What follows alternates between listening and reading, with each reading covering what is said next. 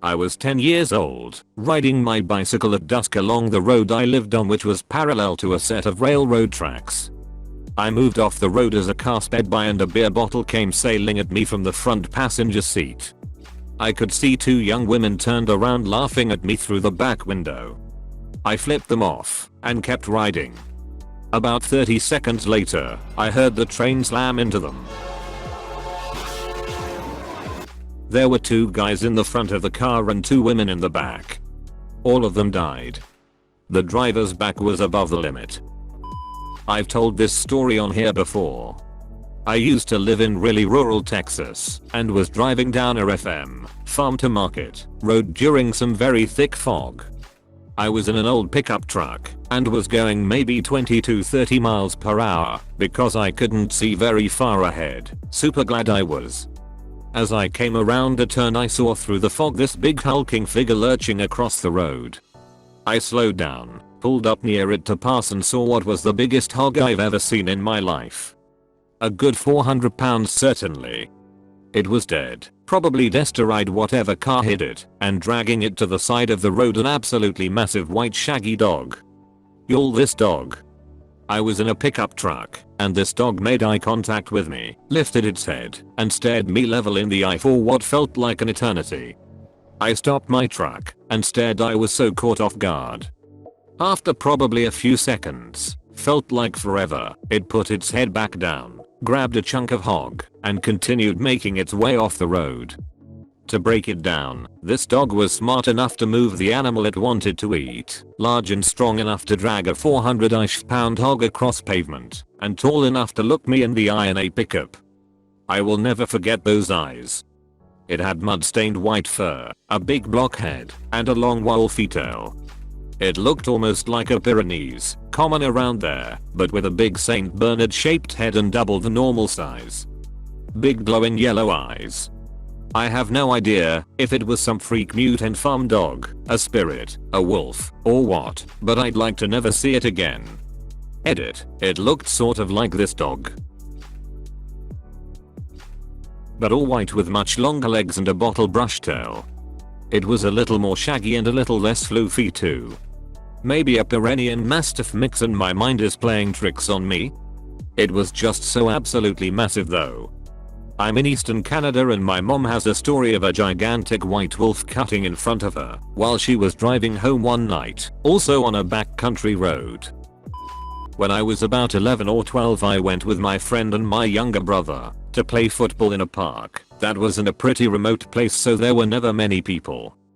Basically 3 or 4 people came dressed in like Victorian style clothes, set up a box underneath a tree with big branches, tied a rope around it. One of them stood there with this noose around his neck, and then his friend kicked the box, so he was hanging.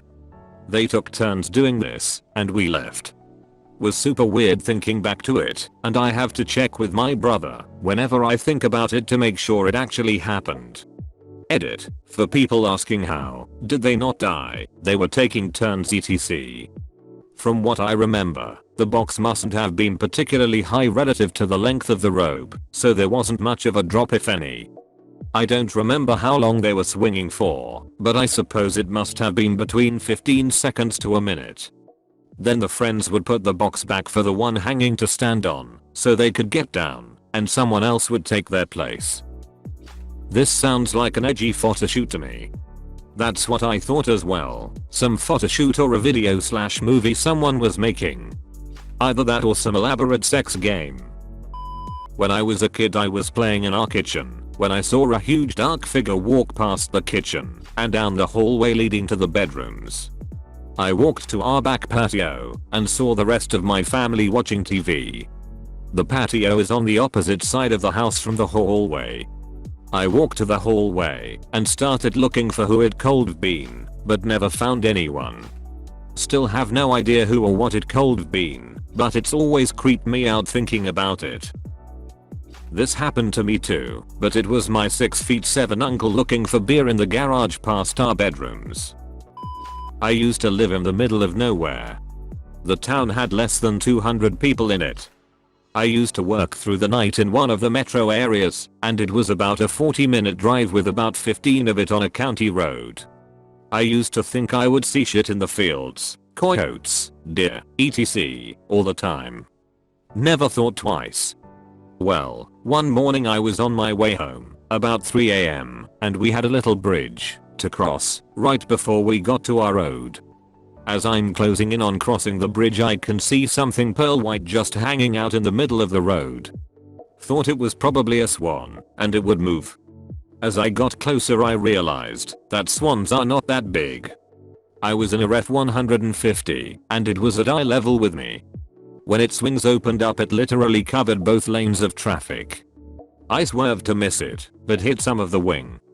I slammed on my brakes and turned around. Whatever it was 100% gone without a trace. Never saw it again. If it was a bird, that's the fucking biggest bird I have ever seen. Oh, and I did not alive by anything considered to be a large body of water. Edit, the only thing I can describe it as a humongous crane, but the only area where cranes live close to that old house was about 5 hours away. Could have been a great blue heron. They are partially white and have a 79-inch wingspan. They live all over the USA.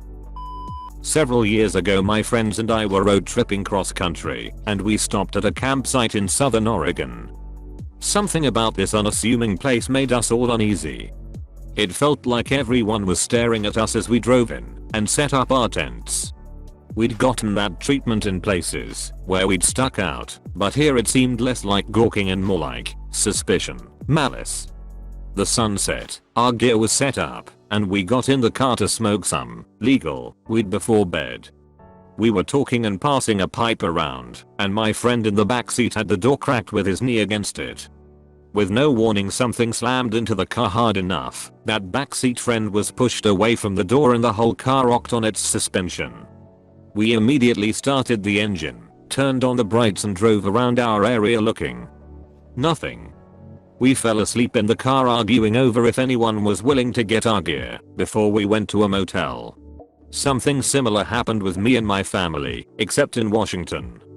We were visiting some relatives and sitting with them at a softball game. However, the locals kept staring at us as if they knew we were visitors. These locals all seemed to look similar too, but not sure if that means anything. It's as if they felt we didn't belong there. Back when I was 9 or so, me and my friend were having a sleepover. His parents were at a dinner and his brother was out getting stoned somewhere. Anyways, it was probably 9 PM. His parents had just called and said that dinner had turned into drinks and they would be out for a little while longer. Anyways, we were young, playing Minecraft on the Xbox 360. When we heard his front door open. It had a very noticeable noise when it opened, very creaky, almost eerie, so we thought back oh it's probably just your brother, and kept playing, thinking nothing of it. Then, we heard footsteps on the floor above us. We once again thought nothing of it, seeing as his kitchen was above the basement, where we were playing games, and his brother was likely there for mid-high munches. But then we heard another set of footsteps. We were confused at this point, but we didn't worry as it was either his parents or a stoner friend of his brother. We then heard a scratching at the basement door. We both looked at each other like back is that just me, or is there a scratching? He didn't have any pets, so, me being the oldest by 2 months, went to go check. I opened the door and there was nothing there. I yelled upstairs to his brother, let's call him Jim. Jim, you're not scaring us. Stop it. No reply. So I sat back down and continued playing. Now, there was a scratching on the window. We were honestly terrified, and we stayed seated, one of us looking at the door, the other looking at the window. Then, again, scratching at the door. I opened it with a baseball bat in hand, and nothing. We barricaded the door, and put things in front of the window. We didn't hear anything for the next half an hour, and eventually fell asleep. The next morning his dad came down, and knocked on the door, and tried to get into the basement. We took down the barricade, and his dad came into the room, furious. Why the hell did you guys rip open the screen door? We went upstairs and sure enough, the front door screen was shredded. We tried to convince him that it wasn't us and that the brother had done it to scare us. But what he said next made our blood run cold. Jim wasn't home at all last night. We dropped him off in the city with his friends. My friend's house was half an hour away from the city, and none of the people at his friend's house had cars. Me and my friend looked at each other and couldn't speak.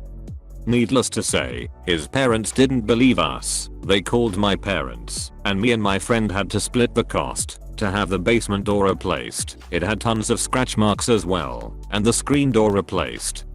Me and my friend still bring this up to this day. Whenever we meet edit 1, holy shit, I had no idea this would blow up. Fuck, did you get your money back? A. Yes, I got my money back after they moved. Fuck, could it have been an animal? A. Yes, it's a possibility, although when I opened the door I didn't see anything. Thank you. Thank you. Please like and subscribe or else. Laugh out loud. I love you.